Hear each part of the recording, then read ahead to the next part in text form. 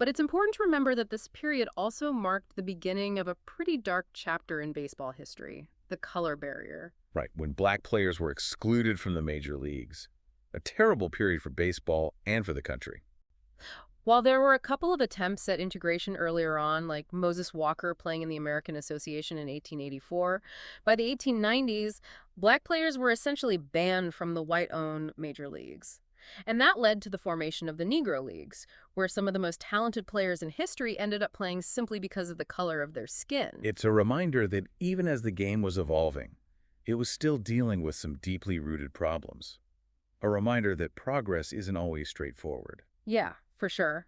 But while the color barrier was a major issue, the actual rules of the game were mostly settled by the 1890s. And guess what? A big rivalry was brewing that would change the whole landscape of pro baseball, the rise of the American League. The classic American League versus National League rivalry. Every baseball fan knows about that. Tell me more about how it all started. Well, the American League actually grew out of the minor Western League and officially became a thing in 1901. Okay. And these two leagues, they were fierce rivals, constantly fighting over the best players, sometimes even ignoring each other's contracts. It was pretty wild. Wow, a real power struggle. Hmm. I bet those early years of the rivalry were intense for everyone involved, both players and fans.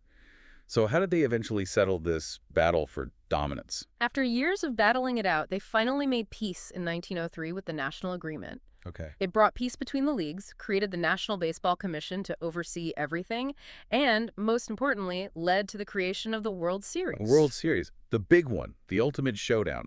So 1903 was a pretty important year for baseball. It was, but there was a little hiccup in 1904 when the National League champion, the New York Giants, refused to play the American League champion. Mm. They basically said the American League wasn't a real major league. Oh, so some bad blood still lingering there. Exactly. But thankfully, the Giants came around in 1905, and the World Series became the annual championship we know and love today. Thank goodness for that.